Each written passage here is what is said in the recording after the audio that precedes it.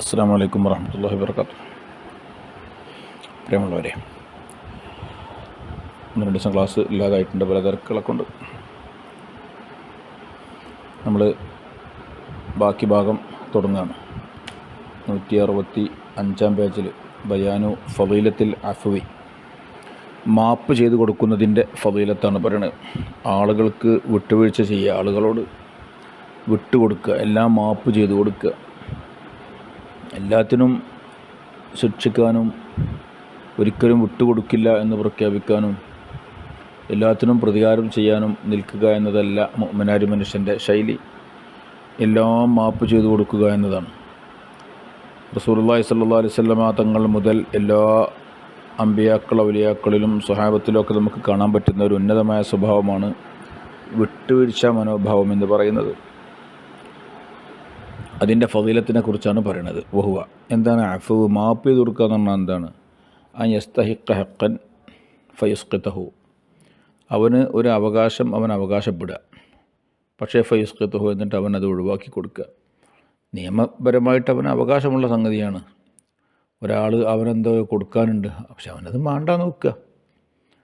അല്ലെങ്കിൽ അവനെന്തെങ്കിലും ചെയ്തതാണ്, ഫിഖ്ഹിൻ്റെ നിയമപ്രകാരം അവന് ഖിസാസ് എടുക്കാൻ പറ്റും, അവകാശമൊക്കെ ഉണ്ട്, പക്ഷേ ആ ഖിസാസ് വിട്ടുകൊടുക്കുക. കണ്ടക്കൽ അഫ്വി അനിൽ ഖിസാസ്, ഖിസാസിനെ തൊട്ട് മാപ്പ് ചെയ്ത് കൊടുക്കും പോലെ, അവിൽ മാലി, മുതലിനെ തൊട്ട് മാപ്പ് ചെയ്ത് കൊടുക്കും പോലെ, ഖറാമത്തിനെ തൊട്ട് മാപ്പ് ചെയ്ത് കൊടുക്കും പോലെ. ഖറാമത്താണെങ്കിൽ നഷ്ടങ്ങൾ സംഭവിക്കുക. ഇപ്പോൾ ഖിസാസിനെ തൊട്ട് മാപ്പ് ചെയ്ത് കൊടുക്കുക എന്ന് പറഞ്ഞാൽ നമ്മെ ആരെങ്കിലും എന്തെങ്കിലും ഖിസാസ് നിയമപരമായിട്ട് ഖിസാസുള്ള വല്ലതും ചെയ്തു, നമുക്ക് ഫിഖ്ഹിൻ്റെ നിയമപ്രകാരം തിരിച്ച് ഖിസാസ് എടുക്കാൻ തെറ്റല്ല, പക്ഷേ അവനത് മാപ്പ് ചെയ്ത് കൊടുക്കാൻ തയ്യാറാവുക. അത് ഭയങ്കര കൂലിയുള്ള കാര്യമാണ്. മുതൽ അങ്ങനെ വിട്ടുകൊടുക്കുക. ഇവൻ്റെ മുതൽ ഏതെങ്കിലും നിലയ്ക്ക് മറ്റൊരുത്തൻ്റെ കയ്യിലുണ്ട്. ഖറാമത്ത് നഷ്ടങ്ങളാണ്. ആരെങ്കിലും ഒരാൾ നമ്മളെ വല്ല സാധനവും കേടിരുത്തി, അത്ര സംഗതിക്ക് ഖറാമത്ത് വരിക. അപ്പം ഓനോട് എന്ത് ചെയ്യുക? അത് ഇങ്ങോട്ട് ഈടാക്കാൻ പറ്റും, നിയമപരമായിട്ട് കുഴപ്പമൊന്നുമില്ല, പക്ഷേ ഇവൻ അത് വേണ്ട എന്ന് പറയാം, അല്ലേ? ഇത് മാപ്പ് കൊടുക്കുന്ന ശൈലി. ഈ മാപ്പ് കൊടുക്കുന്ന ശൈലിയുടെ ഫളീലത്താണ് പറയുന്നത്. ഖാല അല്ലാഹു തആല, അള്ളാഹു പറഞ്ഞു, ഖുദിൽ അഫ്വ എന്ന് പറഞ്ഞു. അഫ്വിനെ സ്വീകരിക്കുക, എല്ലാ കാര്യത്തിലും വിട്ടുവീഴ്ചയെ സ്വീകരിക്കുക. നമ്മൾ പഠിക്കേണ്ട ഒരു പ്രധാനപ്പെട്ട വിഷയമാണ് ഈ വിട്ടുവീഴ്ച. അള്ളാഹു പറഞ്ഞു, വ അൻ തഅഫു അഖ്റബു ലിത്തഖ്വ, നിങ്ങൾ മാപ്പ് ചെയ്യുക എന്നത് തഖ്വയോട് കൂടുതൽ അടുത്തു നിൽക്കുന്നതാണ്. ഒരു വിഷയത്തിൽ മാപ്പ് ചെയ്ത് കൊടുക്കുക, മാപ്പ് ചെയ്യാതിരിക്കുക. മാപ്പ് ചെയ്യുക എന്നുള്ള നിർബന്ധമുള്ള കാര്യമൊന്നുമല്ല. കാരണം ശിക്ഷിക്കാനും പ്രതികാരം ചെയ്യാനും ഖിസാസ് എടുക്കാനൊക്കെ ശറയിലുള്ളത് തന്നെയാണല്ലോ. പക്ഷേ മാപ്പ് ചെയ്ത് കൊടുക്കുക എന്ന് പറഞ്ഞാൽ അത് അതിനേക്കാളൊക്കെ പവർഫുള്ളായിട്ടുള്ള മറ്റൊരു സ്വഭാവമാണ്. അതൊരു ഉത്തമ സ്വഭാവത്തിൽപ്പെട്ടതാണ്. അള്ളാഹു തന്നെ പറയുകയാണ്, നിങ്ങൾ മാപ്പ് ചെയ്ത് കൊടുക്കുക എന്നതാണ് അഖ്റബു ലിത്തഖ്വ, അത് തഖ്വയോട് കൂടുതൽ സമീപത്തുള്ളത്. തഖ്വൻ്റെ സമീപത്തുള്ളത് മാപ്പ് ചെയ്ത് കൊടുക്കുക എന്നുള്ളതാണ്. നബി സല്ലല്ലാഹു അലൈഹി വസല്ലം തങ്ങൾ പറഞ്ഞു, സലാസുൻ വല്ലദീ നഫ്സി ബിയദിഹി ഇൻ കുന്തു ഹാലിഫൻ അലൈഹിന്ന, 3 കാര്യങ്ങൾ. വല്ലദീ നഫ്സി ബിയദിഹി, അള്ളാഹുവിനെ തന്നെയാണ് സത്യം, ഇൻ, തീർച്ചയായും, കുന്തു, ഞാനാകും, ഹാലിഫൻ അലൈഹിന്ന, ഞാനത് സത്യം ചെയ്ത് പറയും. 3 കാര്യങ്ങൾ ഞാൻ സത്യം ചെയ്ത് പറയാൻ തയ്യാറാണ്. ഏറ്റവും ഉറപ്പുള്ള കാര്യങ്ങളാണല്ലോ സത്യം ചെയ്ത് പറയാം. 3 കാര്യങ്ങൾ ഞാൻ സത്യം ചെയ്ത് പറയാൻ തയ്യാറാണ്. എന്തൊക്കെയാണത്? മാ നഖസത സദഖത്തുൻ മിൻ മാലിൻ ഫതസദ്ദഖു, സദഖ ഒരാളുടെയും സമ്പത്തിനെ കുറച്ചിട്ടില്ല, അതുകൊണ്ട് നിങ്ങൾ ധൈര്യമായി സദഖ ചെയ്തോളൂ. സദഖ ചെയ്തതിൻ്റെ പേരിൽ ആരെ സമ്പത്തും കുറയൂല. അത് വെറുതെ പറയണം. അതിനിങ്ങനെ അറിയാതെ ഇങ്ങനെ കിട്ടിക്കൊണ്ടിരിക്കുന്നതാണ്. നമ്മളിങ്ങനെ പോലെ ബുഖലടിച്ച് പിടിച്ച് വെച്ചിട്ട് ഓൻ്റെ അടുത്തൊന്നും ഉണ്ടാവില്ല. സദഖ ചെയ്യണ പോലെ കയ്യിൽ എപ്പോഴും ഉണ്ടാവും. അത് വല്ലാത്തൊരു വർത്താനാണ്. മാ നഖസത സദഖത്തുൻ മിൻ മാലിൻ, ഒരു സദഖയും ഒരു സമ്പത്തിനെയും കുറച്ചിട്ടില്ല, അതുകൊണ്ട് നിങ്ങൾ ധൈര്യമായി സദഖ ചെയ്തോളൂ. ഫതസദ്ദഖു. മറ്റൊന്ന്, വലാ അഫ അഹദുൻ അൻ മളലമത്തിൻ യബ്തഗി ബിഹാ വജ്ഹല്ലാഹി ഇല്ലാ സാദഹുല്ലാഹു യൗമൽ ഖിയാമത്തി സാദഹുല്ലാഹു ഇസ്സൻ യൗമൽ ഖിയാമ. ഒരാളും തന്നെ മാപ്പ് ചെയ്ത് കൊടുക്കുകയില്ല മളലമത്തിന്, ഒരു മളലമത്തിന്, ഒരു ദുൽമിനെ തൊട്ട്. ഏതോ ഒരാൾ നമ്മോട് വല്ല അവിവേകവും ചെയ്തു, വല്ല ദുൽമും ചെയ്തു, അതങ്ങോട്ട് മാപ്പ് ചെയ്ത് കൊടുക്കുകയാണ്. യബ്തഗി ബിഹാ വജ്ഹല്ലാഹ്, അള്ളാഹുവിൻ്റെ വജ്ഹിനെ മാത്രം ഉദ്ദേശിച്ചുകൊണ്ട്. ഇവനങ്ങോട്ട് തിരിച്ചൊന്നും ചെയ്യാൻ കഴിയില്ല, അപ്പം പിന്നോട് മാപ്പ് ചെയ്ത് കൊടുത്ത്. അതല്ല മാപ്പ് ചെയ്യാന്ന് പറഞ്ഞാൽ തിരിച്ചു വല്ലതും ചെയ്യാൻ സാധ്യമായിരിക്കെ മാപ്പ് ചെയ്ത് കൊടുക്കണേ മാപ്പ് ചെയ്യാന്ന് പറയല്. അങ്ങനെ അപ്പോൾ അള്ളാഹിൻ്റെ വജ്ഹിനെ ഉദ്ദേശിച്ചുകൊണ്ട് മാപ്പ് ചെയ്ത് കൊടുത്തു. എന്നാൽ അങ്ങനെ ഒരാൾ ചെയ്യുകയില്ല. ഇല്ലാ സാദഹുല്ലാഹു ഇസ്സൻ യൗമൽ ഖിയാമ, ഖിയാമത്ത് നാളിൽ അള്ളാഹുവിന് പ്രതാപം കൂട്ടിയിട്ടല്ലാതെ. അവൻ വലിയ പ്രതാപിയായിട്ട് മാറും.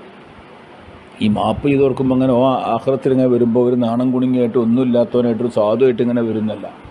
അവനാണ് ഏറ്റവും വലിയ ആളായിട്ട് വലിയ അഭിമാനിയായിട്ട് ഇങ്ങനെ വരിക. ആ അഭിമാനം അള്ളാഹു നൽകുന്നത് ദുന്യാവിൽ മാപ്പ് ചെയ്ത് കൊടുക്കുന്ന ആളുകൾക്കാണ്. എല്ലാത്തിനും പ്രതികാരം ചെയ്യുന്ന ആളുകൾക്കല്ല അത്തരം സംഗതികളൊന്നും മഹ്ശറ കിട്ടാൻ പോണത്. അവർക്ക് പ്രതാപമുണ്ടാകും, അവർക്ക് അഭിമാനമുണ്ടാകും മാപ്പ് ചെയ്ത് കൊടുക്കുന്ന ആളുകൾക്ക്. മറ്റൊന്ന്, മൂന്നാമത്തെ കാര്യം നബി തങ്ങൾ പറഞ്ഞു പോലെ ഫതഹ റജുലുൻ ബാബ മസ്അലത്തിൻ ഇല്ലാ ഫതഹ അല്ലാഹു അലൈഹി ബാബ ഫഖ്രിൻ. അള്ളാഹു ഒരാളുടെ മേൽ തുറക്കുകയില്ല ബാബ മസ്അലത്തിൻ, ചോദ്യത്തിൻ്റെ കവാടം. എല്ലാവരോട് ചോദ്യം എന്ന് പറഞ്ഞാൽ സംശയം ചോദിക്കല്ല കേട്ടോ. സാമ്പത്തികം എല്ലാത്തിനും ആൾക്കാരോട് കൈ നീട്ടുക, ആ ആവശ്യം ഉണ്ടായി ഇന്ന ആവശ്യം ഉണ്ടായി ഒന്ന് എന്തെങ്കിലും സഹായിക്കോ തിരുവച്ചിട്ട്. അങ്ങനെ ചോദ്യത്തിൻ്റെ കവാടം തുറന്നാൽ ഇല്ലാ ഫതഹ അല്ലാഹു അലൈഹി ബാബ ഫഖ്രിൻ, ദാരിദ്ര്യത്തിൻ്റെ കവാടത്തെ അള്ളാഹു അവൻ്റെ കാര്യത്തിലും തുറന്നു നോക്കുന്ന ആളുകളോട് നമ്മൾ എത്രത്തോളം ചോദിച്ച് തെണ്ടി നിരങ്ങി നടക്കുന്നുവോ അതിനനുസരിച്ച് ദാരിദ്ര്യം കൂടിക്കൊണ്ടേയിരിക്കും. നബി തങ്ങൾ പറയാണ്, ഞാൻ സത്യം ചെയ്ത് പറയാൻ തയ്യാറാണ് ഈ 3 കാര്യങ്ങൾ എന്ന്. അപ്പം ആളുകളോട് ഇങ്ങനെ ചോദ്യം കൂട്ടുക എന്നത് നമ്മൾ ദാരിദ്ര്യം കൂട്ടാൻ മാത്രമേ ഉപകരിക്കുള്ളൂ, അല്ലെങ്കിൽ സമ്പത്ത് കൂടില്ല. അത് വെറുതെ തോന്നുകയാണ്. എന്നാൽ സ്വതക്ക കൊണ്ട് ഒരാളെ സമ്പത്ത് കൂടും. ആൾക്കാരോട് ചോദിച്ചിങ്ങനെ ഉണ്ടാക്കുക, അതുകൊണ്ട് സമ്പത്ത് കുറയും, അവന് ദാരിദ്ര്യം മാത്രമേ വർദ്ധിക്കുകയുള്ളൂ എന്ന്. അതിവിടെ നമ്മുടെ ഈ ഹദീസിൽ നമ്മുടെ വിഷയം ഈ മാപ്പ് ചെയ്ത് കൊടുക്കുക എന്നുള്ള വിഷയമാണ്. അള്ളാഹുവിൻ്റെ വജഹ് മാത്രം കാംക്ഷിച്ചുകൊണ്ട് മാപ്പ് ചെയ്ത് കൊടുക്കുന്നവർക്ക് ഖിയാമത്ത് നാളിൽ അഭിമാനമാണ് കൂടുതലുണ്ടാവുക എന്ന് പറഞ്ഞു. അതുപോലെ വഖാല സല്ലല്ലാഹു അലൈഹി വസല്ലം നബി തങ്ങൾ പറഞ്ഞു, അത്തവാളു ലാ യസീദുൽ അബ്ദ ഇല്ലാ റിഫഅതൻ, വിനയം ലാ യസീദുൽ അബ്ദ, ഒരു അടിമക്ക് കൂട്ടുകയില്ല ഇല്ലാ റിഫഅതൻ, ഉയർച്ചയെ അല്ലാതെ. അതുകൊണ്ട് ഫതവാളു, നിങ്ങൾ തവാളു ചെയ്യുക. ഇർഫഅകുമുല്ലാഹു, അള്ളാഹു നിങ്ങളെ ഉയർത്തും. വിനയം കാണിക്കുക, തവാളു ചെയ്യുക എന്നത് നമ്മൾ സ്ഥാനം ഉയരാനേ കാരണമുള്ളൂ. ഒരിക്കലും നമ്മൾ ഒളിമ്പിത്താവൂല. വിനയമുള്ളവരെ അള്ളാഹു ഉയർത്തിക്കൊണ്ടേയിരിക്കും. ലാ യസീദുൽ വൽഅഫു ലാ യസീദുൽ അബ്ദ ഇല്ലാ ഇസ്സൻ, മാപ്പ് ചെയ്തു കൊടുക്കുക എന്നത് അടിമക്ക് കൂട്ടുകയില്ല ഇല്ലാ ഇസ്സൻ, അഭിമാനത്തെ അല്ലാതെ.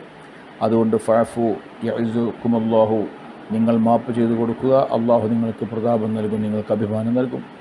വസദഖതു ലാ തസീദു ഇല്ലാ കസറത്തൻ, സദഖ കസറത്തിനെ മാത്രമേ ഉണ്ടാക്കുകയുള്ളൂ, സമ്പത്തിൻ്റെ കുറവിനെയല്ല, സമ്പത്തിൻ്റെ കസറത്തിനെയാണ്, വർദ്ധനവിനെയാണ് സദഖ ഉണ്ടാക്കുക. അതുകൊണ്ട് ഫതസദ്ദഖൂ യർഹമുക്കുമുല്ലാഹ്, നിങ്ങൾ സദഖ ചെയ്യുക.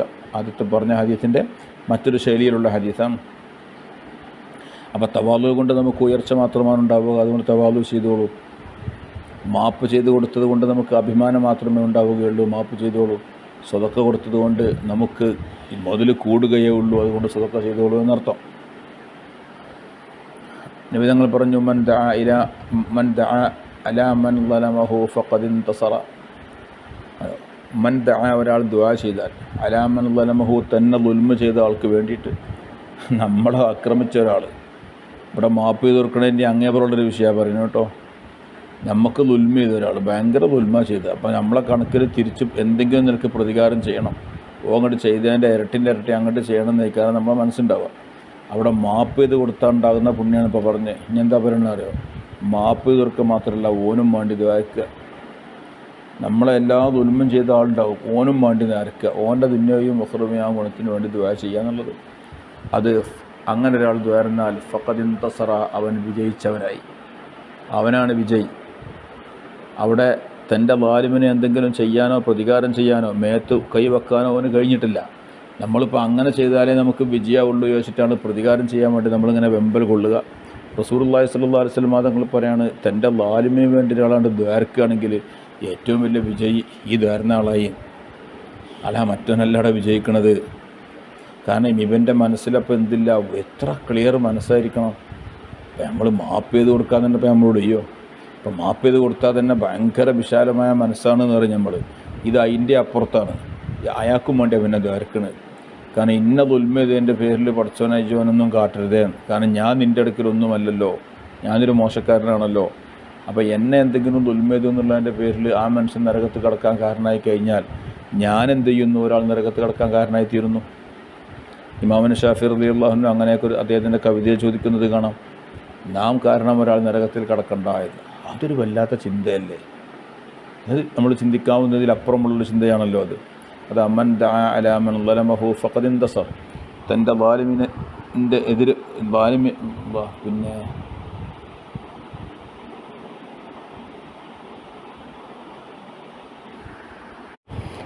സോറി, അവിടെ ചെറിയ മാറ്റം വന്നിട്ടോ. അലാമൻ ദലമഹു എന്നാണ്. ദുൽമ ചെയ്തവർക്കെതിരെ തീർക്കുക. അതായത് നമ്മൾ പ്രതികാരം ചെയ്യാതെ, നമ്മൾ നേരെ പ്രതികാരം ചെയ്യാതെ മദ്ലൂമിനെതിരെ ദുആ ചെയ്യലും മാത്രം, അതും ഒരു സഹായമാണ്, അതും ഒരു വിജയമാണ്. ഫഖദ് ഇൻതസറ. അത് അഫ്വ് ചെയ്യുന്ന രീതിയല്ല, അഫ്വിൻ്റെ താഴെ സ്റ്റെപ്പാണ് ഈ പറയുന്നത്, മനസ്സിലാക്കണം. അഫ്വിൻ്റെ മുകളിലെ സ്റ്റെപ്പല്ല.